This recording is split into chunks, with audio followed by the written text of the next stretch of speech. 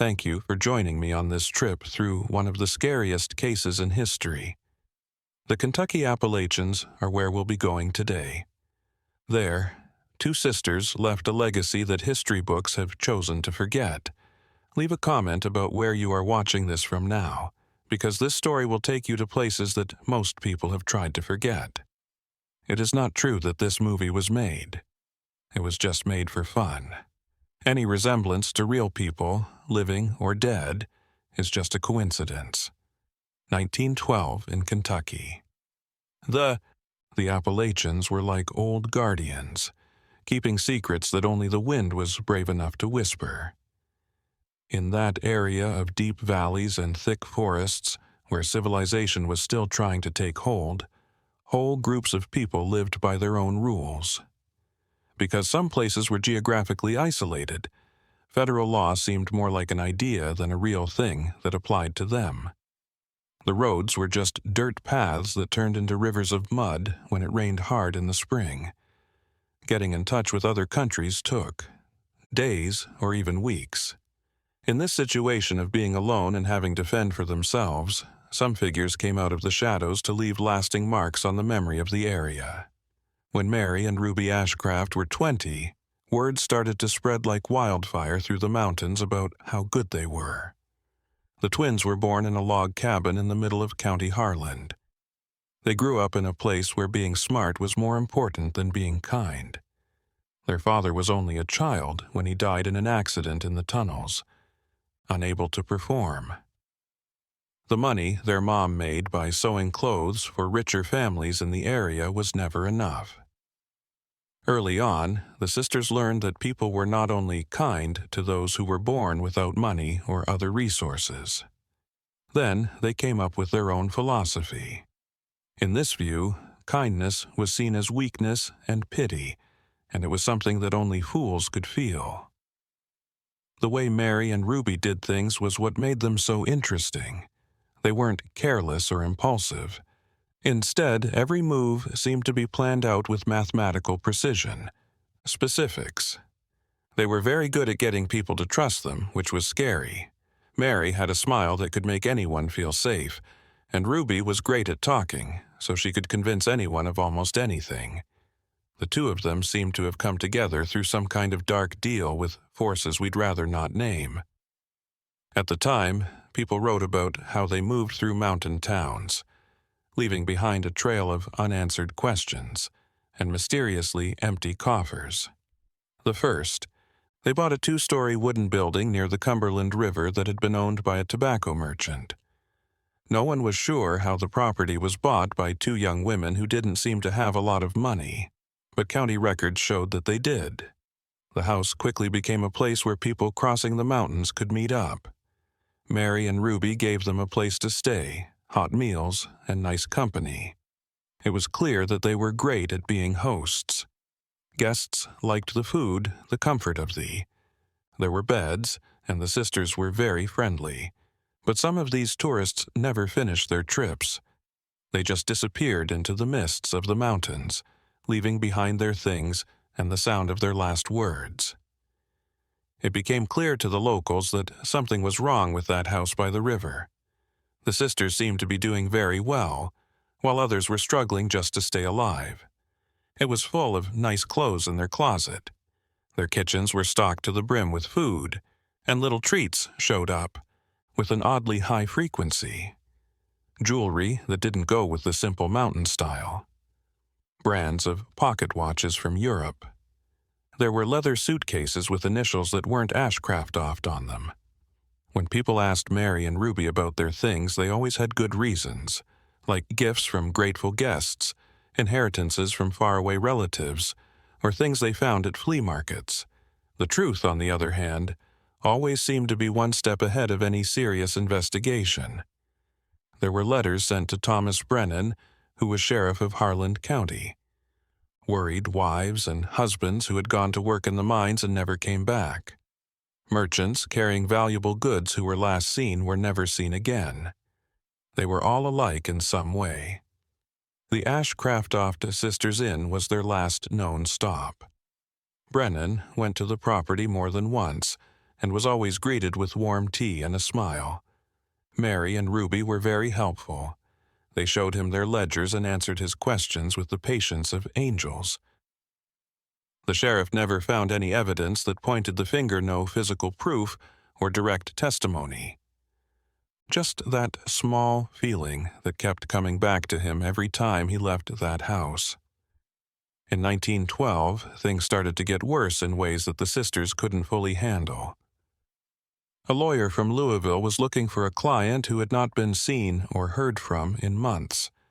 The man was carrying important papers and a large amount of cash. In his last letter, he said he was going to stay the night at the Ashcroft Inn before going to Virginia across the mountains. The lawyer wasn't like thee. Regional politics can easily distract or scare local sheriffs. He brought with him tools, contacts, and a drive that came from outside that remote mountain world. The start of a new part of this dark story began when he got to Harlem, a time when carefully guarded secrets would start to break under more and more stress. The Ashcroft sisters knew the net was getting tighter, not in big, obvious ways, but in small ways that only people who live on the edge of the law can notice. More time. People looked at each other in the streets and talked, but the conversation stopped abruptly when they went into stores. The tension in the air was changing like the heavy stillness that comes before a terrible mountain storm. Always sure that they could control what was going on, Mary and Ruby were now faced with a new challenge. It wasn't just mistrust in the area. The weight of the outside world was beginning to draw attention to that forgotten part of Kentucky. Don't miss the next parts of this story. Subscribe to the channel. Story. If you like this trip through the shadows of the past, please click like. Tell us what you think happened in that house by the Cumberland River in the comments. The Ashcroft sisters enacted like a living thing, taking in the secrets of the mountains and letting out a mood that changed from friendly to unsettling. A nocturnal symphony was made by the wooden walls creaking in the wind that came down from the highest peaks. Few guests could ignore it. Mary had. The person who decorated the inside had surprisingly good taste for someone who grew up in the rough Appalachians. The windows were covered with velvet curtains. The floors were made of wide planks of wood, and the walls were covered with oil paintings of European landscapes. Everything in that mountainous setting didn't seem to belong there. It was like pieces of a different world had been moved there. Ruby was so good at running the kitchen that it was on par with the best restaurants in Lexington. People in the area loved her stews, spices that no one else has. Could quite tell who danced on the visitors' palates. It was her strange habit to talk to guests for a long time during meals, carefully gathering information like a person picking wildflowers. She asked them about where they were coming from, where they were going, and who was waiting for them. She did this with genuine interest that rarely made them suspicious. The travelers, who had been on the road for days and were glad to find a place with people in the middle of the mountains, opened their hearts and told their stories without, seeing that Ruby had carefully stored every word in her sharp mind. Jonathan Pierce, a middle-aged lawyer from Louisville, came to the area on a cloudy October afternoon. He had on a leather briefcase that was worn from use and a look on his face that was a mix of determination and weariness. Pierce didn't easily believe in things. In the many years he had been a lawyer, he had seen the worst in people. Frauds, betrayals, and crimes that people would rather not talk about out of respect for others.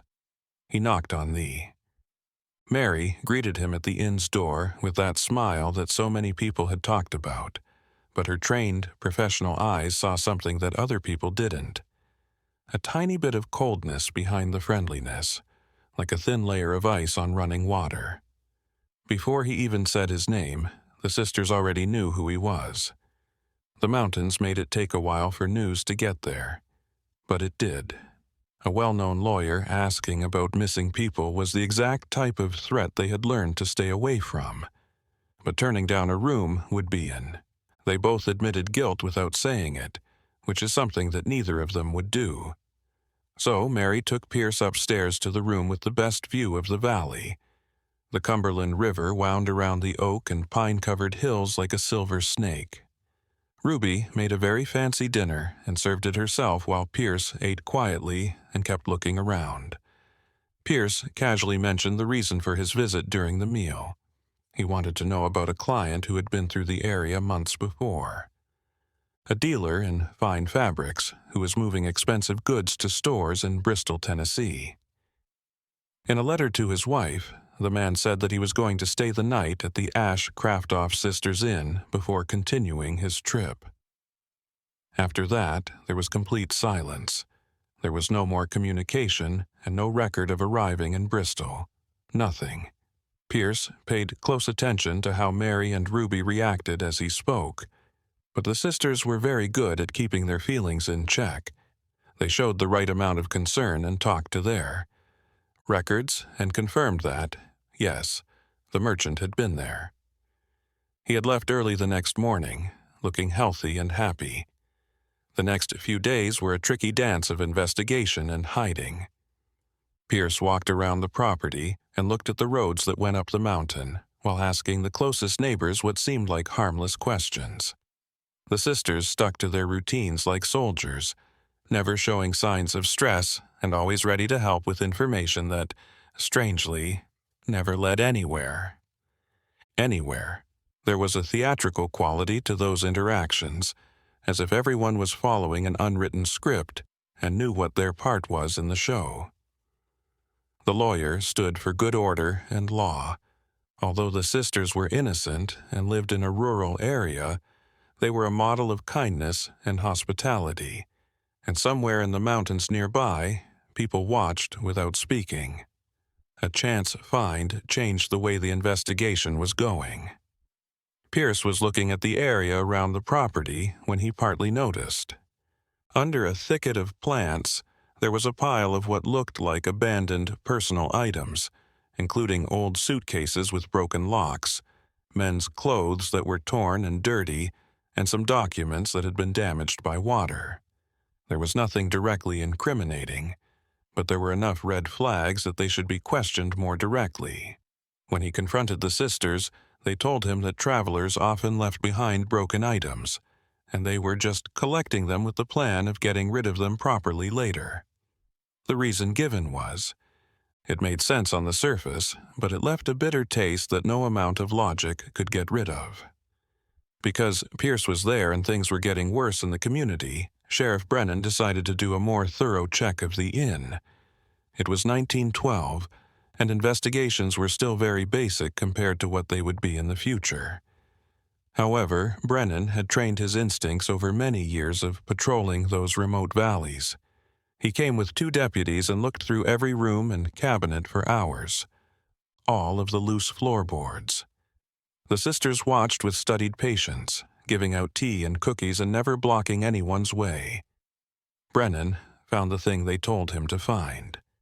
There is nothing, or rather, there is nothing that could be used as real proof of a crime. There were some strange things and small problems, but nothing that could be used against the person in court. Pierce's anger could be felt.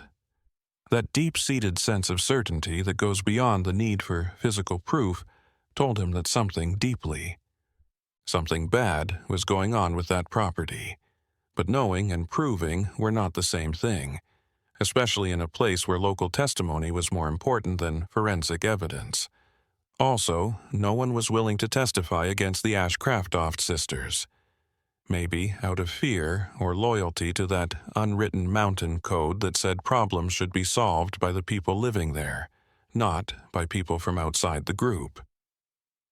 Pierce stayed in the area for another week, interviewing people who had leads that always went cold before they turned into leads. Him to any place that will help. Even the sisters were affected by the rising tension, but they never said it in public. Ruby started to wake up in the middle of the night and pace the dark hallways of the inn like a ghost, keeping an eye on things. Mary couldn't stop checking the locks on the doors and windows. She did this over and over again before she finally gave in and went to sleep. In the back of the house, they talked quietly and planned, always planning. Things were changing all around them. The hills that used to be. Isolation as a way to stay safe now looked like it was closing in on them like a trap. The roads were getting better, which made it easier for the authorities to get there. Telegraph lines were starting to link communities that had been completely cut off from each other before. That way of life that lived in the shadows between law and chaos was running out of time. The nights in the Appalachians were especially dark, thick, and complete, and the stars seemed like the only reliable witnesses to what was happening on Earth. The oil lamps in the inn made islands of. There was a yellowish light that could barely reach the farthest corners of the rooms. At dusk, Mary had a very strict routine of lighting each lamp in the exact same order, as if she were doing a ritual that kept evil spirits away. While Ruby watched from the kitchen, her hands were always busy peeling potatoes or kneading bread. She paid close attention to the sounds of the night coming through the wooden walls. Pierce left early in November, but he had more questions than answers. Before I left, he stopped on the porch of the inn and spoke to the sisters in a way that was direct and didn't use ambiguity. He said that deep down he was sure that something terrible had happened. He still couldn't prove it, but he was going to keep looking. Mary replied with the smile that had become her trademark.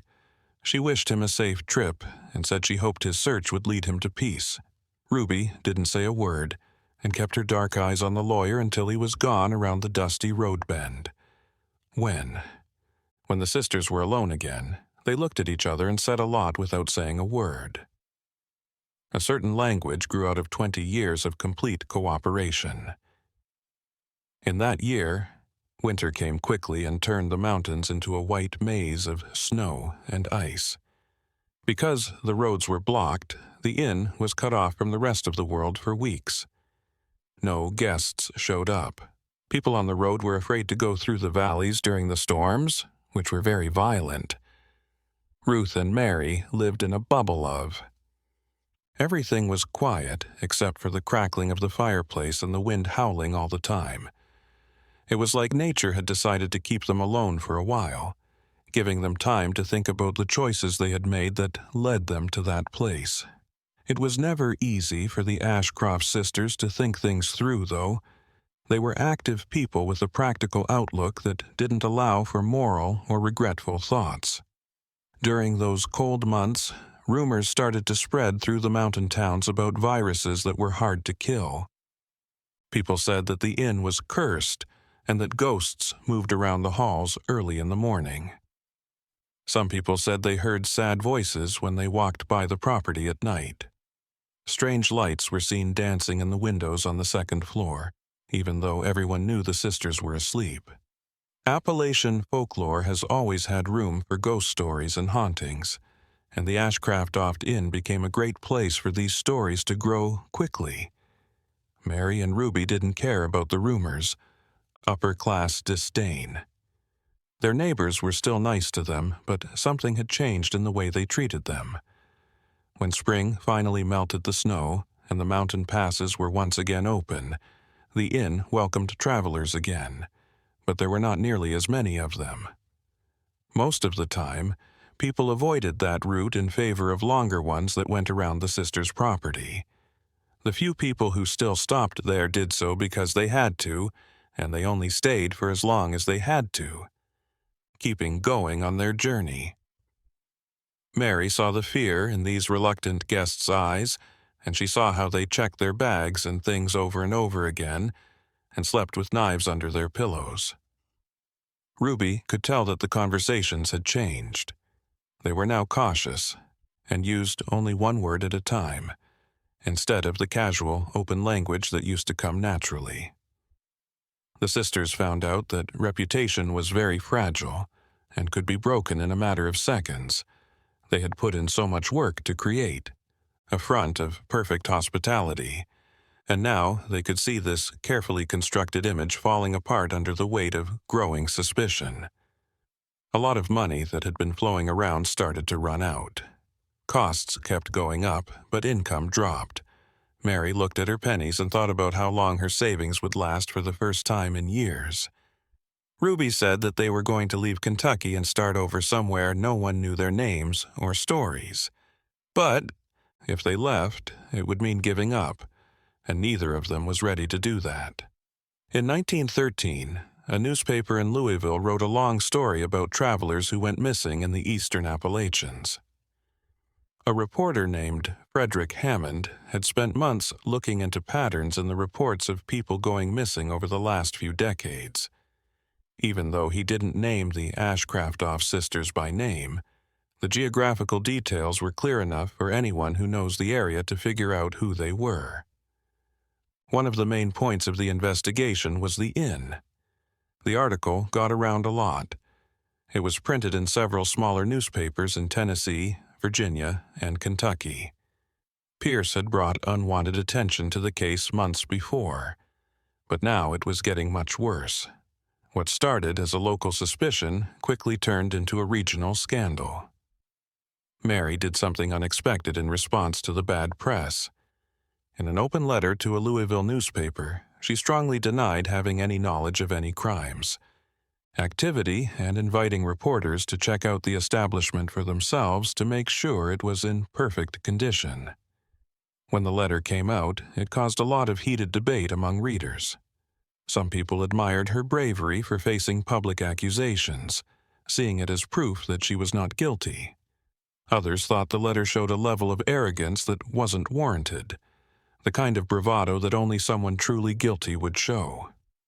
Ruby didn't agree with the plan, saying that getting more attention was the exact opposite of what they needed it. But Mary insisted that the best way to defend herself was to attack, and that hiding would only make things worse. Hammond said yes to the invite. He showed up on a sunny June afternoon with a photographer carrying heavy gear in wooden boxes. The sisters greeted them with all the pomp and circumstance they could muster, throwing a fancy feast and giving them a full tour of the whole property. Hammond asked pointed questions while pretending to be a journalistic curiosity, watching people's reactions and making a list of minor. Not making sense. The photographer took pictures of the inn, including the sisters posing on the porch with fake smiles and the rooms that were perfectly set up. Surprisingly, the article that came out of it presented both the accusations and the denials without taking a clear side. But when the pictures came out, they showed something that words alone couldn't. Those pictures were disturbing. They gave the impression that something important was still hidden just out of reach of the camera.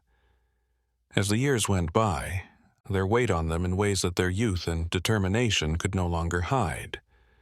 Mary got a cough that wouldn't go away, and no home remedy could help. Ruby saw that her hair wasn't as shiny as it used to be. Silver strands keep showing up at alarming rates. The inn used to be very well taken care of, but recently it started to show signs of neglect. There were loose floorboards, wet stains on the walls, and faded curtains from the summer sun in the mountains. It was like the outside structure showed what was going on inside. The careless use of its owners, a slow but steady decline that no one could stop. The mountains didn't care about the human dramas going on their slopes. They were eternally silent witnesses. It seemed like every leaf that fell from the trees around the inn in the fall of 1914 was filled with sadness. The Ashcroft sisters stood on the veranda and watched as the world went on around them. It didn't seem to care about their worries. Mary began to spend long hours writing in a leather-bound book. She kept a diary that she locked up in a drawer in her room. Because Ruby and her sister had a close relationship and didn't share secrets, Ruby never asked her sister what she wrote about with such devotion.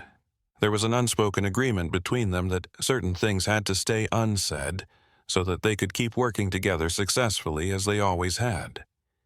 Even in that faraway part of the United States, people were talking a lot about the war in Europe.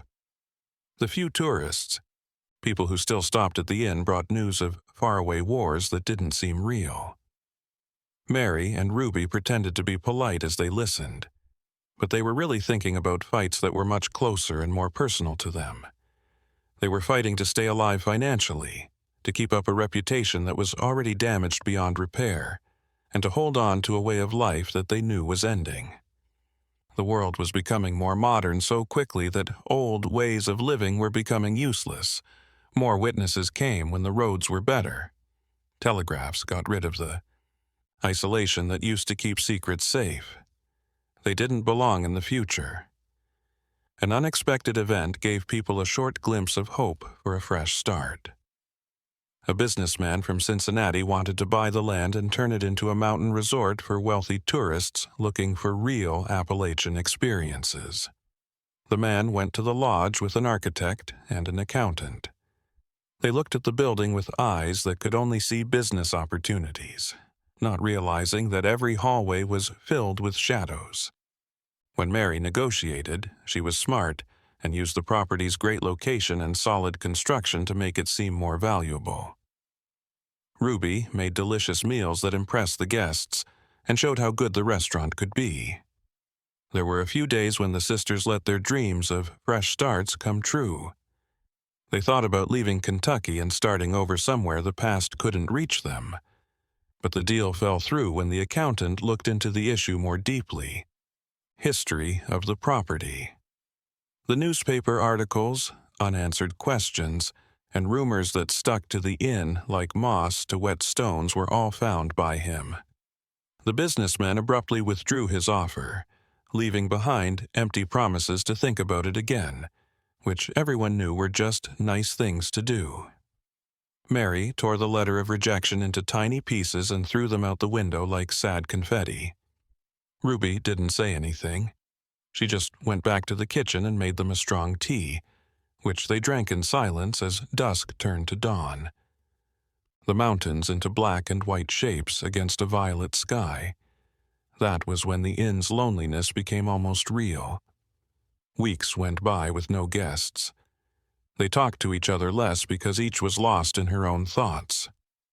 Mary sat on the porch for hours and looked out at the road with a face that showed both hope and resignation.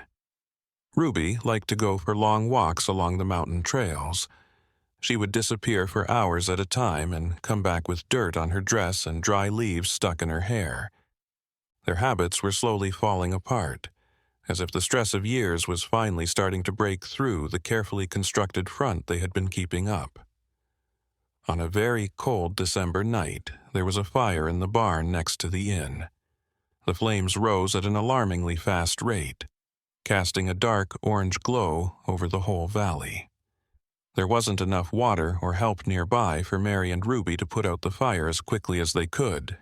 They did nothing but watch as the beams of the barn fell, making noises that sounded like thunder through the mountains.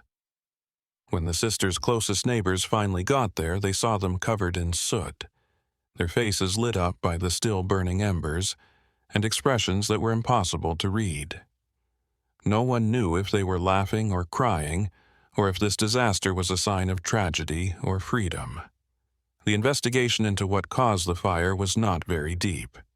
Sheriff Brennan, who looks old and tired from years of work, situations he couldn't understand, he came to the conclusion that it had been an accident, possibly caused by a lamp being knocked over or cigarette embers that weren't put out properly. But there were rumors that the sisters had set fires to destroy evidence that could be used against them. Others thought that enemies they couldn't see had decided to do their own justice. The truth, like many other truths in that story, stayed hidden under layers of guesswork and couldn't be confirmed. Another thing that the loss of the barn meant was the sisters were hit hard by bad luck with money. Their insurance wasn't very good, not enough to pay for rebuilding. Mary started selling personal items to get money for basic needs. Someone stole jewelry and took it to pawn shops in nearby towns. The room's fine furniture slowly disappeared. Ruby took on occasional sewing jobs for local families. Even though it made her feel bad about herself, she had to do it because she had to. When it was busy and prosperous, the inn was now just a shell with no one living in it. Two women who were losing things that made them unique. During this time of decline, there were times when they were surprisingly close. Mary would pull Ruby into the empty room and dance to music that only they could hear while twirling under the dusty chandelier. It was like they were young and full of future hopes that had not come true yet. Ruby would carefully comb Mary's hair with the care of a mother, undoing knots and braids with the same fingers that had done much rougher work before. At those times it was possible to see through the layers of toughness they had built up and catch a glimpse of the people they might have been during different times. But those moments didn't last long because the harsh reality of their situations quickly took over. As always, springtime in 1915 brought new promises, but for people who were stuck in downward spirals, those promises often didn't come true. Along the sides of the hills, wildflowers bloom in bright colors. Birds came back and sang happy songs. It was full in the Cumberland River and shiny when the sun comes up. But the inn stayed dark. Its windows were shut to keep out the light, and its doors were only opened when they had to be. The Ashcroft sisters were freely locked up in a prison of their own making, and they could see the world going on around them through the worn-out curtains. In the valleys, summer brought suffocating heat that was like a heavy, unavoidable presence. Mary liked to sit on the wooden floor of the upper hallway all the time. During the hottest afternoons, when it was so hot that it was hard to move. During these times when Mary seemed to be focused on distances that couldn't be measured in meters or kilometers, Ruby watched her sister with growing worry. The look in her eyes made her feel like an important part of her sister was slowly moving to a different place in the world. Their conversations were broken up and had fewer words and more meaningful pauses. Ruby made meals for Mary, but she only nibbled on them because she wasn't really hungry. Mary looked through books without really reading them. She traced the letters on the page with her fingers as if they were magic signs whose meaning had been lost. The leather-bound diary stayed shut. The most recent entry was weeks ago. The inn breathed slowly, like an organism that is about to die. Each board of the floor creaked like a tired sigh, and each current of air carried the bittersweet smell of death. In August, a lone traveler showed up, breaking months of being almost completely alone. He was a traveling painter who explored the Appalachians and painted scenes of nature that he then sold in art galleries and cities. He brought with him an infectious love for nature. He talked reverently about the unique colors of that mountainous area and how the way the light fell through the morning mist created effects that could not be found anywhere else. Mary and Ruby greeted him with a worn-out version of the kindness they used to show, giving him a clean room and good food, though not with the fancy flourishes of the past. The painter stayed for a week and set up his easel in different places on the property. Women in the family had looked at pictures of the valley 1,000 times, but had never really seen it. He had a talent for making things that people thought were only useful look beautiful. He could turn ordinary trees into dramatic characters and ordinary rocks into huge sculptures. Ruby watched him work for hours because she was interested in how he did it. Mary didn't want to watch as his hands turned what he saw into color. She was disturbed by how he was able to bring out layers of meaning she had wanted to hide. The painter gave the sisters a small canvas as extra payment for their stay when he left. It showed the inn at dusk, with the windows on the second floor shining like golden eyes against the building's dark body. Strange things were happening with the picture that weren't related to how it looked. The artist had. Not only showed how the building looked, but also how it made people feel, like there were secrets inside that even strangers could figure out. Mary put the painting in the main room so they could see it every day. It was like an artistic mirror that showed them truths that words couldn't explain. When fall came, the usual mix of reds and golds showed up, but that year the colors seemed extra strong, almost angry in their brightness. Ruby began to be more open about wanting to leave and sell selling their property for whatever they could get, and starting over in a big city where they could get lost in the crowds of strangers. Mary fought back, but she felt like she was tied to that piece of land that had been the stage for so many things.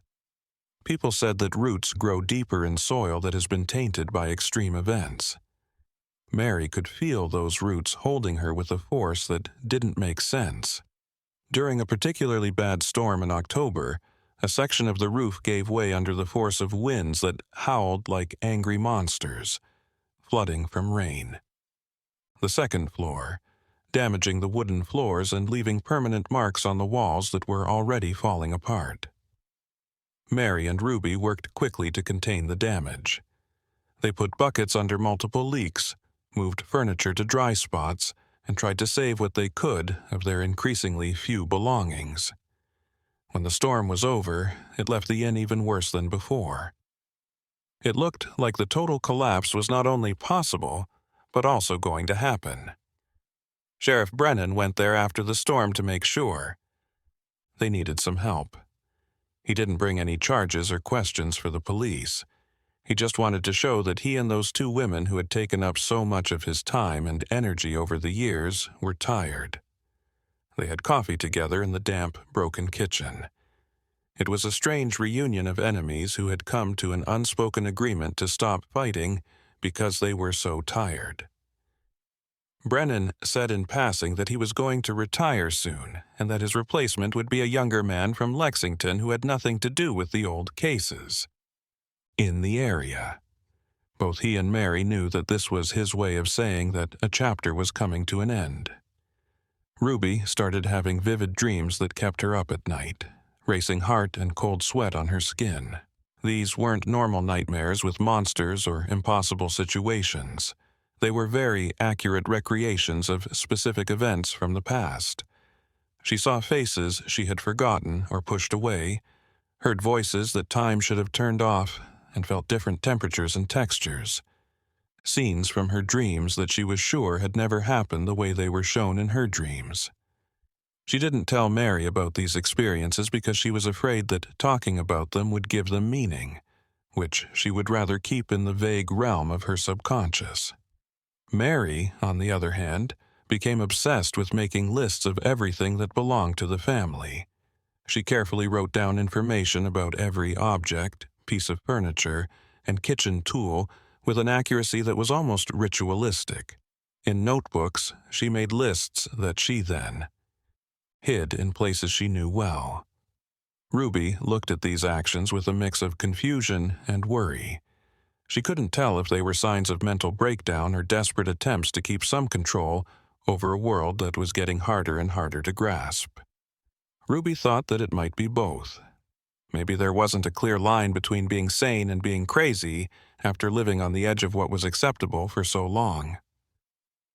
The next-door neighbors, who had been wary before, as he got farther away from the sisters, he started to show signs of guilt. They sometimes brought them baskets of food, offered to help with repairs that needed to be done right away, and worried about how they would get through the winter. Mary took these offers with hurt pride and a reluctance to be thankful. Ruby showed her appreciation by baking cakes and pies and giving them as gifts. This kept up the appearance that they were still useful and respectable members of the community. Everyone took part in this delicate dance of lying to each other, and everyone knew it, but didn't say that the Ashcroft sisters were slowly falling into a swamp they couldn't get out of. Even the oldest people who lived in Appalachia were shocked by how harsh the winter of 1916 was. Blizzards buried the lodge under layers of snow that made the world look like the moon, cold, quiet, and hostile. Mary and Ruby were completely alone, and each day their food ran out. The cold was getting in through every crack and hole in the building, which was starting to fall apart. Seal. To stay warm, they burned furniture in the fireplace. It was interesting to see chairs that had belonged to different generations turn to ashes and smoke. Each piece that was given up was a concession to immediate survival, a slow giving up of everything they had built up. During those long winter nights, Ruby started telling Mary stories from her childhood that she had either forgotten or never fully understood. Before the mine accident, she talked about her father and how he sang Irish songs while working in the small garden behind the house, the log cabin where they were born. She talked about how her mother sews by candlelight, with her fingers moving over fabric so precisely that they become dresses and shirts. When the sisters thought about these memories, they felt soft, which was very different from how hard they had become as adults. Mary kept quiet and let Ruby's words wash over her like warm water. They broke down the walls of cynicism and cruel pragmatism that she had built up around herself to protect herself from the world. In the morning, Mary was stuck in bed. She had been coughing all the time for years, and at night it got worse, making her too weak to do even the most basic things. Ruby did everything around the house and cared for her sister with a dedication that showed how much they loved each other. She made broths that were good for her and fed Mary spoonfuls at a time. When the fever got worse, she switched out the cold packs. She stayed by Mary's bedside for hours and held her hand the whole time. Through the torn curtains, I saw the light dance. During that harsh winter, there was no doctor around. There is no way to get professional help. Ruby turned to home remedies and silent prayers to gods or goddesses she wasn't sure she believed in. Mary was only partly better when winter finally let go and the first wildflowers started to show through the melting snow. She was still weak and not as strong as she used to be, but she was still alive and determined not to give up, fully to the fate that seemed to have picked her. During those months of intensive care, Ruby had lost weight because she had to use all of her own resources to keep them both working. They saw each other in the other and saw how they were both falling apart. Two women who had walked through places that most people only dream about together. Spring brought visitors that were not expected. A group of religious missionaries were going through the mountains to help isolated communities by giving them spiritual comfort and material help. They were genuinely kind people who were driven by a strong belief in their mission to ease suffering wherever they found it. When they knocked on the inn's door, Ruby answered it. At first, she thought about turning them away, but then she realized that pride was something she could no longer afford. When the missionaries got there, they looked around with eyes that were trained to see people in desperate need. They offered to feed, clothe, and fix things that needed fixing right away. Mary kept an eye on things from her living room armchair. Of these acts of kindness that didn't seem to expect anything in return. The missionaries stayed in the area during the week. The way they interacted with the sisters was strange. They didn't bother them about spiritual matters or ask rude questions about the past. They just worked, fixing what they could and being there for each other without judging. Ruby struck up a conversation with a middle-aged woman in the group. The woman had rough hands and a calm smile. They talked about easy things, how to make bread, how the weather works, and the harsh beauty of the mountains. These interactions gave Ruby a sense of comforting normalcy that she hadn't felt in years. Mary stayed farther away, but she accepted the help with a feeling that was close to gratitude, though she never said it out loud. Along with supplies and repairs, the missionaries left behind a disturbing feeling that there may have been other ways to live that the sisters had never really thought about. Ruby started to doubt decisions that she had thought were the only ones that would work, like the paths they had taken without really thinking about whether there were other choices. Mary fought these thoughts because she was afraid that letting regret in would make her fall apart from the weight of everything they had done and been. Some doors could not be closed again after they were opened. On a deep level, they both knew this. In the summer of 1917, the inn had its last burst of activity.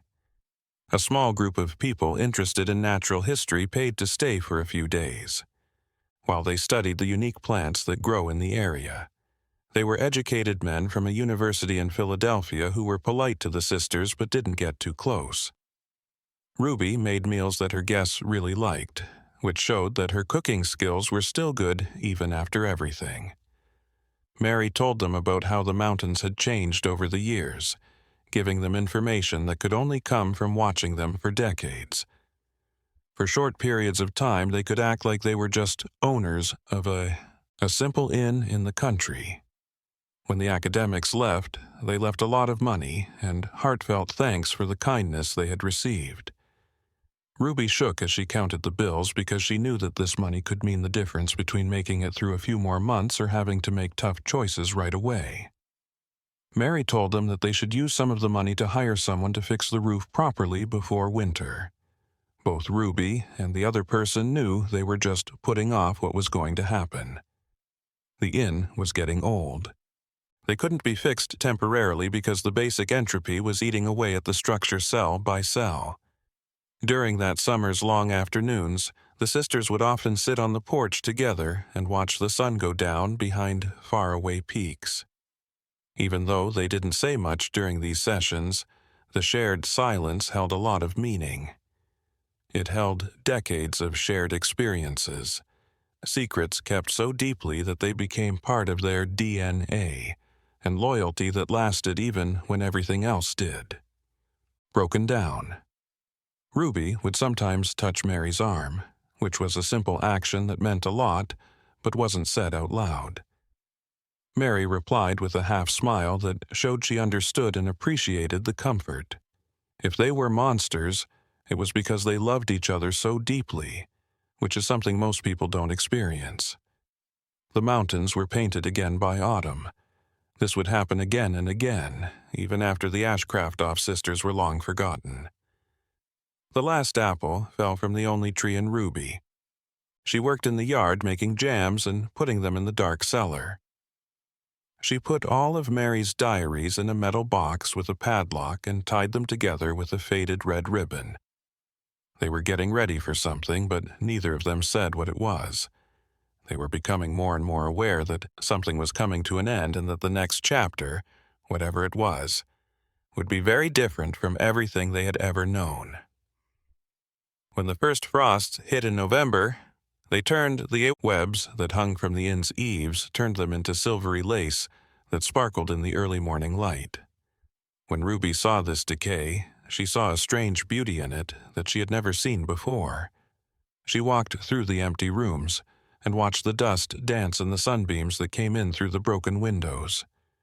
She also watched how the shadows stretched in ways that seemed to tell their own stories. Mary spent more time alone in her room with lots of books. She read it over and over again, finding and yellowed. Pages a place to escape that the real world no longer provided. In December, an antique dealer showed up because he had heard that the inn had valuable old furniture. The man was short and shaky, and his eyes always looked at things in terms of money. Ruby led him around the house and watched as he looked through cabinets, tables, and chests of drawers. Her skilled hands could find good things hidden beneath layers of neglect. He made offers on a number of pieces at prices that were both rude and tempting. Mary. Some items, ones that didn't hold much sentimental value, were allowed to be sold, and the buyer watched as the items were put on the dealer's cart. With each thing I broke, there was more empty space and silence inside walls that were already too quiet. Ruby started writing letters to cousins and aunts who lived in different states and hadn't seen each other in years. Her aunts had moved to big cities to find opportunities that weren't available in the mountains. In her letters, she was careful not to say anything specific about them. Lives in the last few decades, paying attention to everyday things like health and the weather.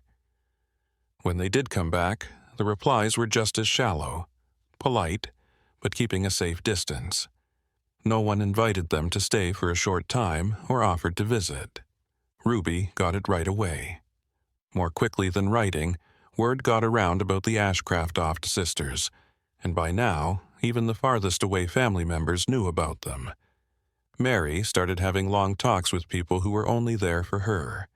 Ruby was going to find her in the hallway on the second floor, laughing and gesturing as if they were debating difficult issues with people who aren't there. At first, these interactions scared Ruby, but she eventually came to terms with them being a part of their new reality. She didn't try to correct Mary or ask her about these visions. Who was she to deny her sister the comfort of company if her mind was making up company that the real world wouldn't provide? Everyone found their own ways to deal with the overwhelming loneliness that their lives had brought them. Become. At the start of 1918, scary news came out about a disease that was spreading across the country, a particularly dangerous flu that killed thousands of people. Even though the mountains were far away and provided some protection, fear spread through even the most remote communities. Ruby took even more precautions. She turned away the few travelers who still showed up at the door, saying that they couldn't risk getting the disease because Mary's health was so weak. The truth was that being alone had grown more. Ruby was so used to being alone that the thought of strangers coming into her private space made her so anxious that she could barely control it. The old tree next to the inn was struck by lightning on a stormy March night. The trunk broke in half with a crash that shook the foundations of the building and sent flaming branches crashing into the wooden walls, where they could hurt people. Mary and Ruby were mesmerized by the natural disaster as they watched from the window.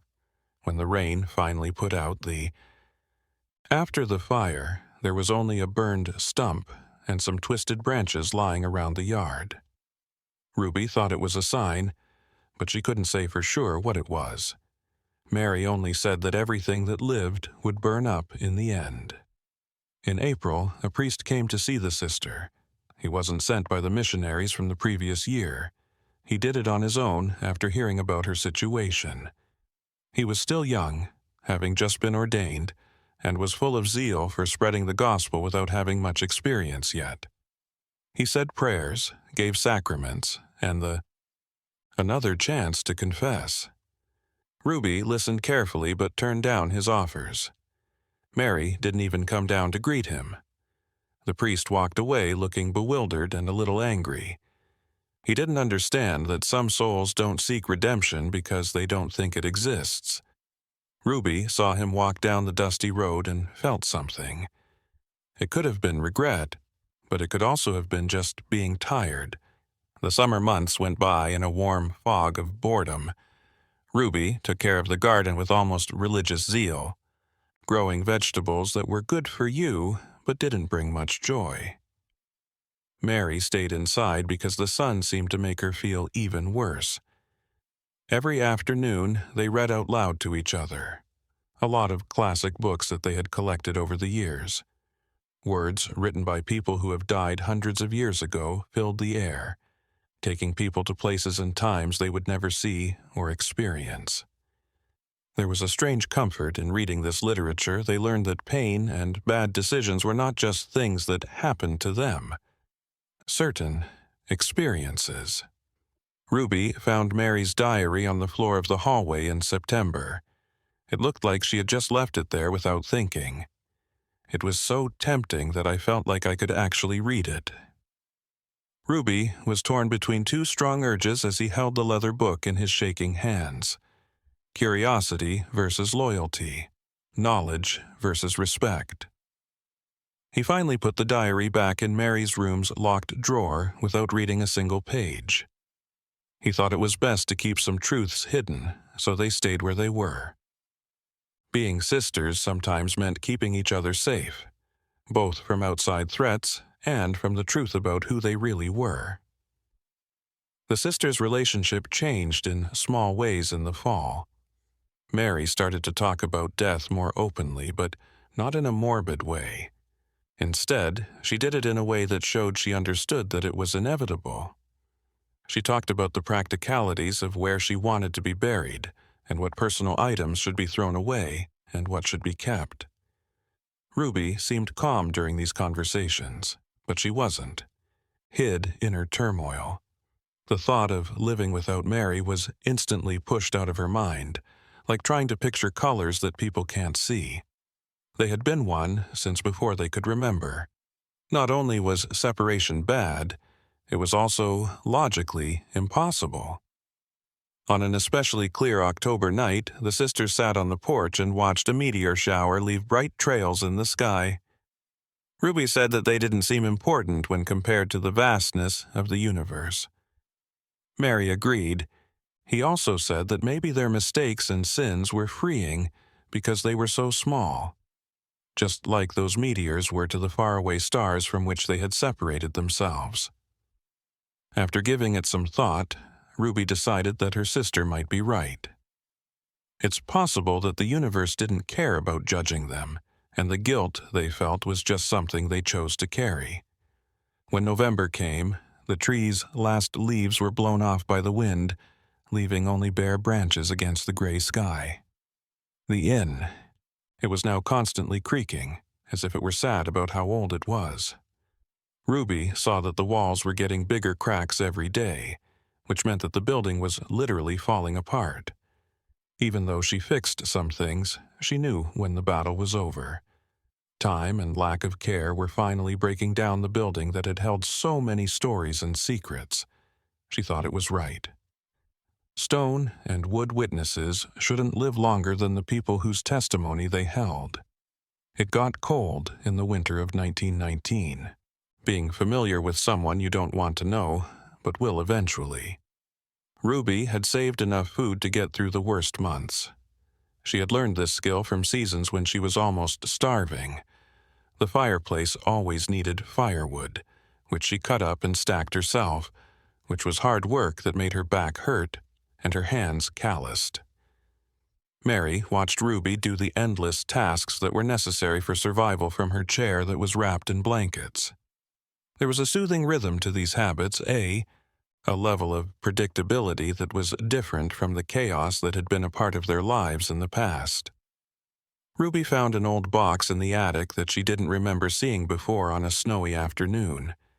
It had old, yellowed pictures in it. Some of the faces were so blurry from time and bad storage that they looked like ghosts. Some of the pictures reminded her of her parents. They were young and full of hope, but life would crush those hopes. There were also pictures of her sisters when they were little, making faces for the camera, expressions that were both defiant and vulnerable. Ruby took the box downstairs and looked at these pictures from the past that seemed to belong to different people for hours with Mary. Ruby couldn't figure out why Mary held a certain picture in her hands for a long time and looked at it with such focus. It was a picture of the inn when it was shiny and new, before it started to fall apart. The paint was still white, and the windows were clear. There were two people on the balcony, most likely the sisters themselves, though it was hard to be sure because they were too far away and fuzzy. Mary said something in a low voice about how everything seemed possible back then, and how they thought they could make something last. Ruby didn't answer. She let the comment float away like dust, moving in the winter sun.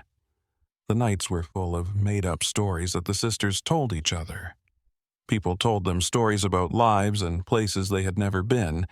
They thought of themselves as merchants in exotic port cities and as teachers in rural schools teaching future generations to read and write. People have looked up to healers who were known for their knowledge of medicinal herbs. These fantasies gave them a short-term escape from the limited reality of their real lives. Ruby saw that Mary got more animated when they were telling stories. It was like her imagination fed her in a way that real food couldn't. In January, news came through a messenger who had to walk through the snow to deliver mail that had piled up. The letter was an official notice that the property had been valued for back taxes. The amounts the sisters owed were much higher than what they had on hand. Ruby read the document over and over, as if reading it more than once could change what it said.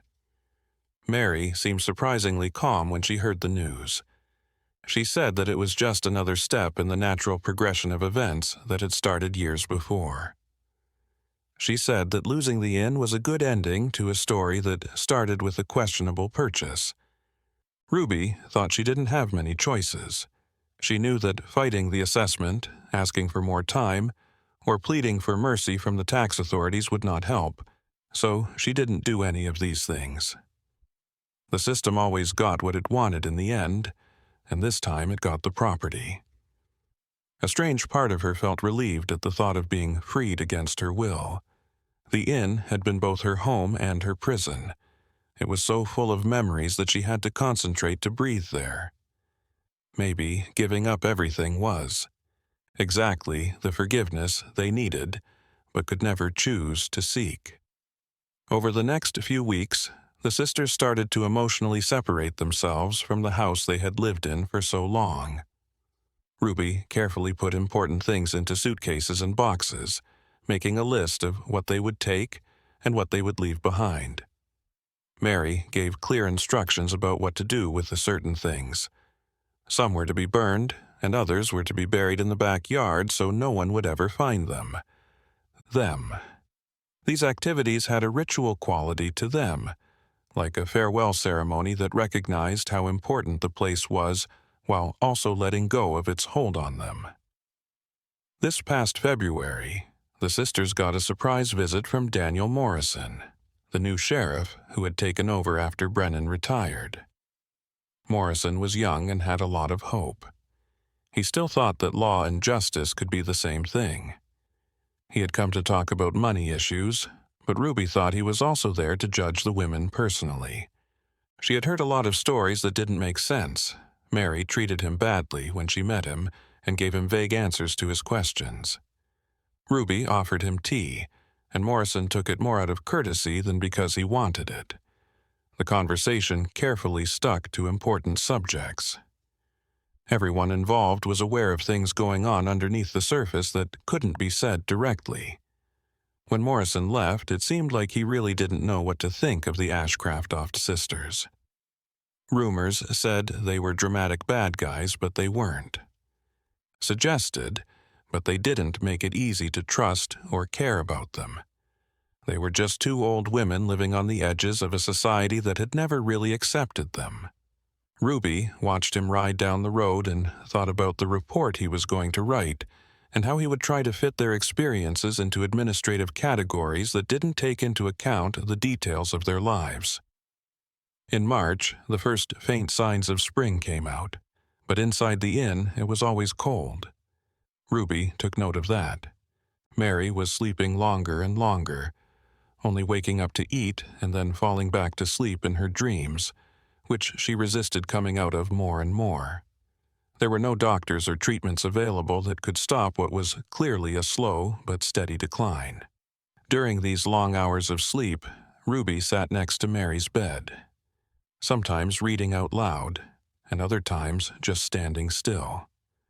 This care felt very close, and the love was shown through actions instead of words, because words had never felt right.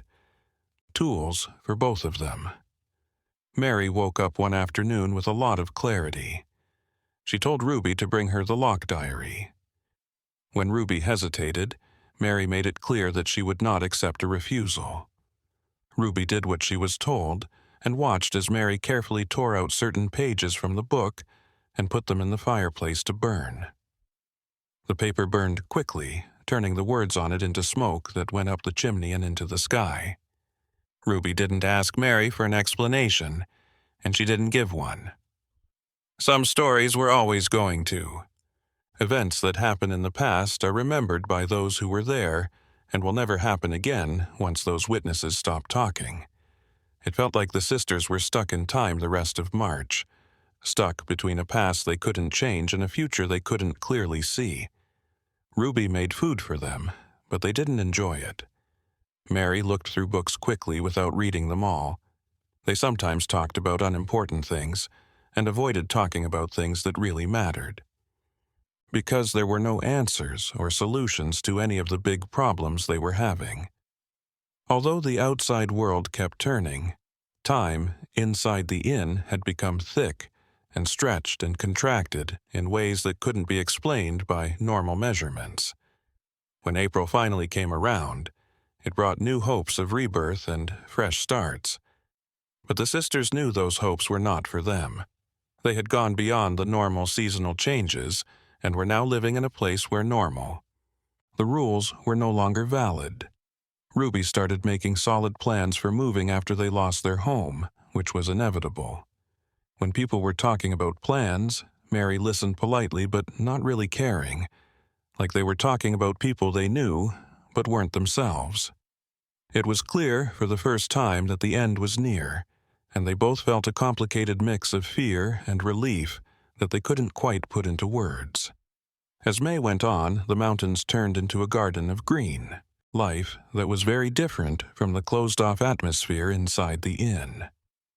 Ruby opened the windows in the mornings so that breezes smelling of wildflowers could move through the rooms and help to get rid of the heavy air that came from being locked up for a long time.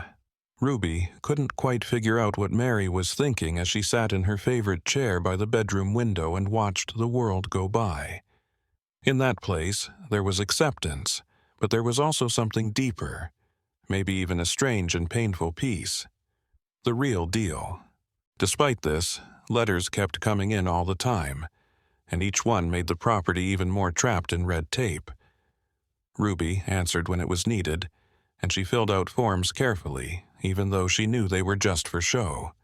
The result was already known before the process began. The county would take back the inn and sell it at auction to pay off the debts. The sisters would have to find a new place to live. Ruby started looking for rooms to rent in nearby neighborhoods without drawing attention to herself. They learned that their reputation preceded them, even in places they had never been. Ruby found that the flowers she had planted years ago had grown wildly, making a jumbled garden of colors and textures when she took a walk in the backyard in the morning. There was no plan or order. There was only wild growth that followed nature's own rules.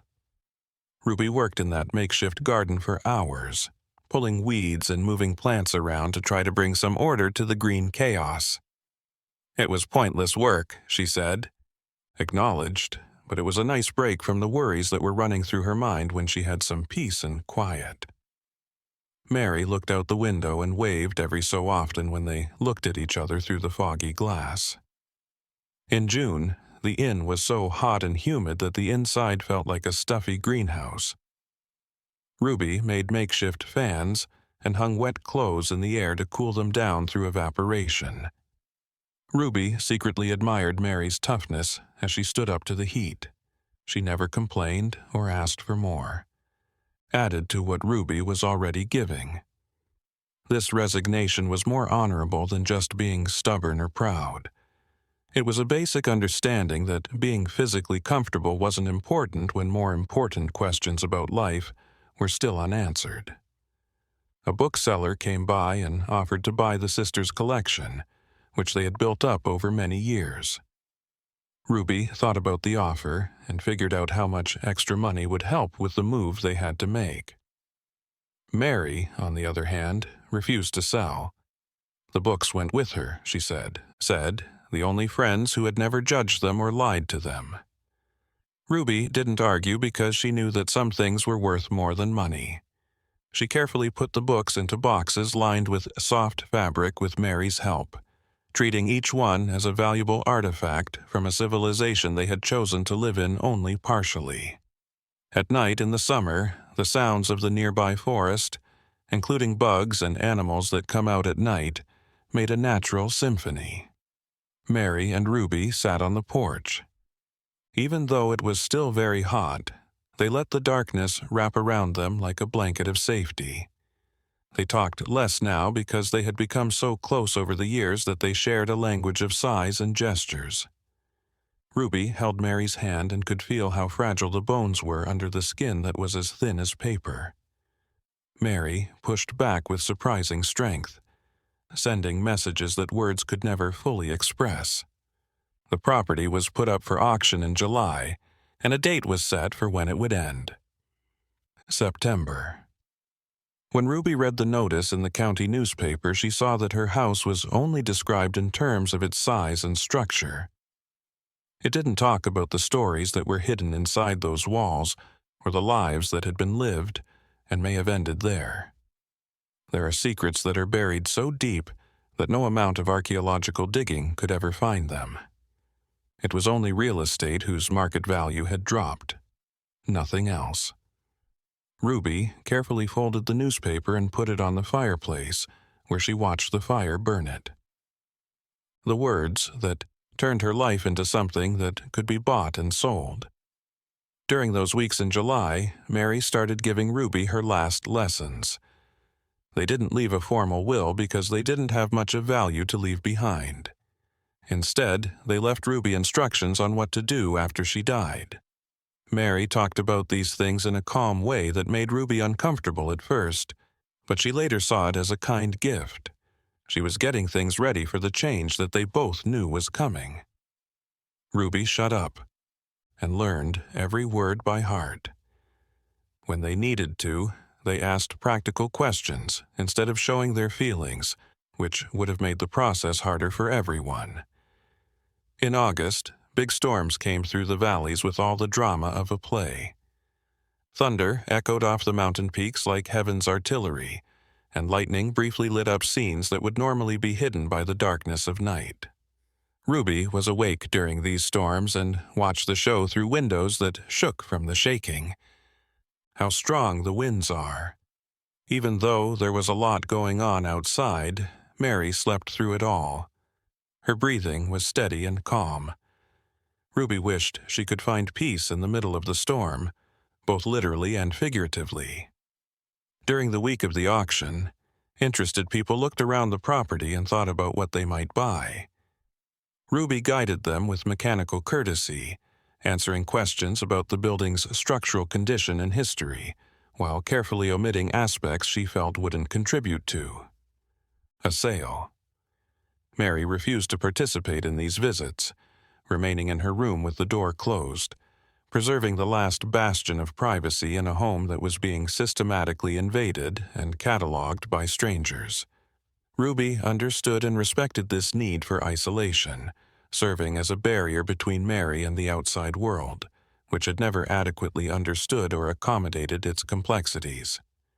The day of the auction dawned clear and cloudless, a deep blue sky that seemed to mock the gravity of the occasion.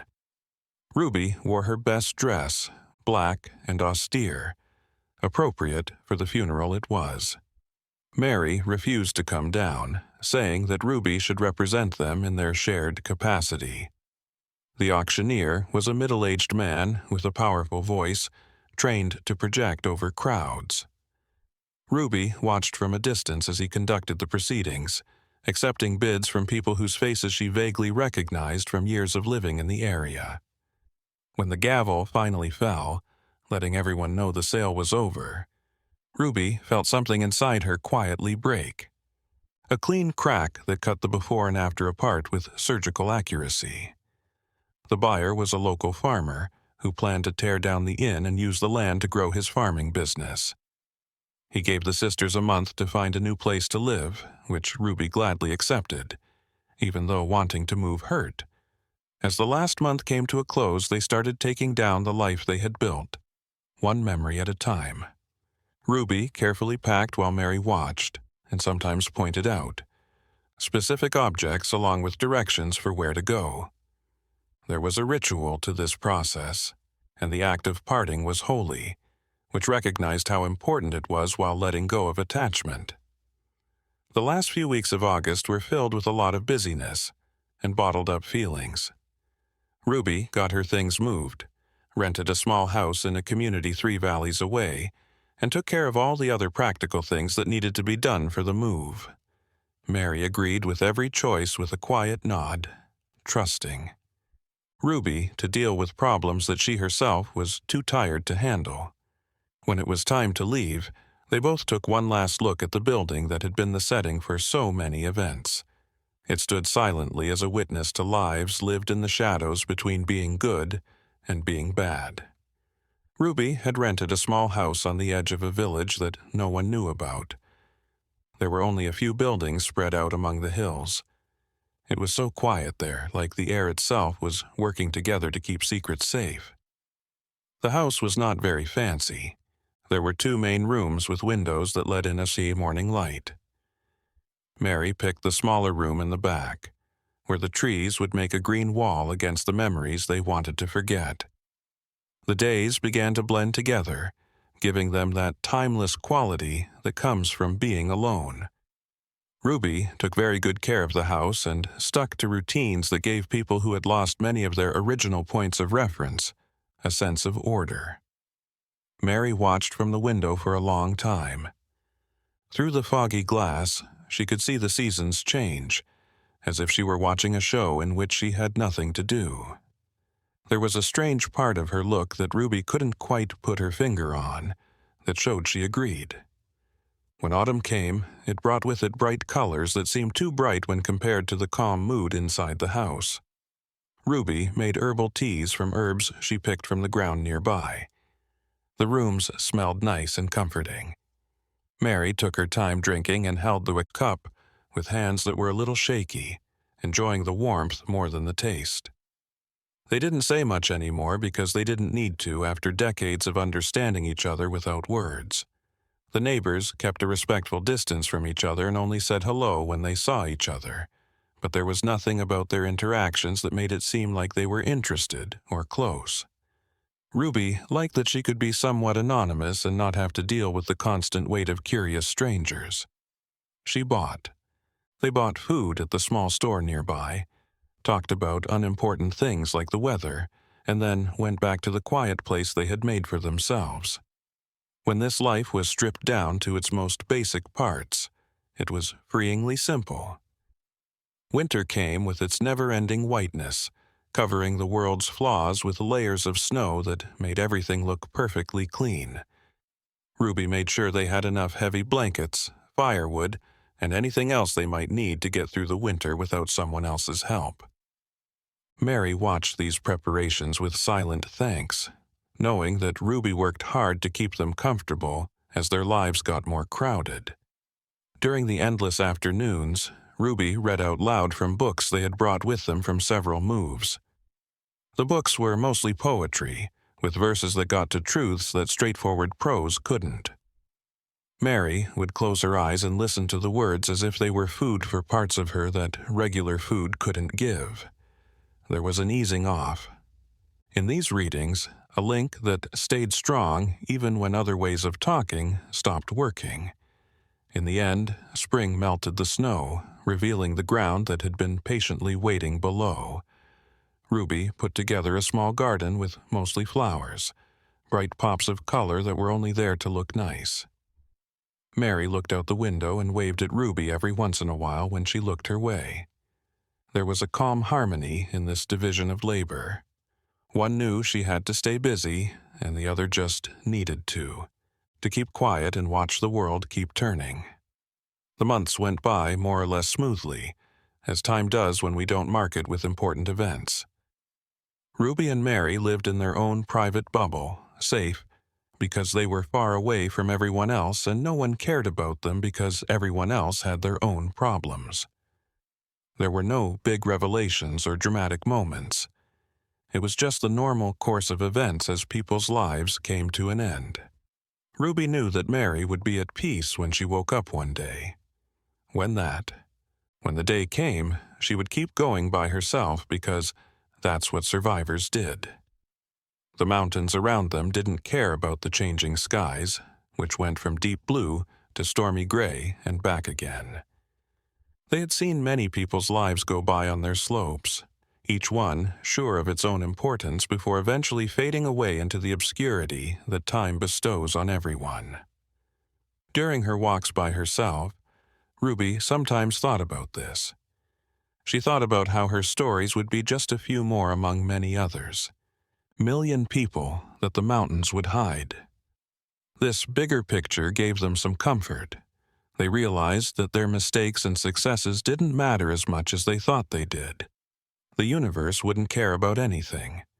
The seasons would keep going through their endless cycle, and everything they had been would be forgotten in the end. It wasn't a sad thought. It was a strangely freeing one. Ruby was able to let go of some of the weight she had been carrying, but not through formal forgiveness or structured. They found redemption by realizing that in the grand scheme of things, They were just two people trying to stay alive as best they could. In the afternoons, there were pleasant silences. Ruby knit while Mary dozed, and the soft sound of the needles made a meditative rhythm that showed the passing of time. They sometimes shared broken memories when Mary woke up.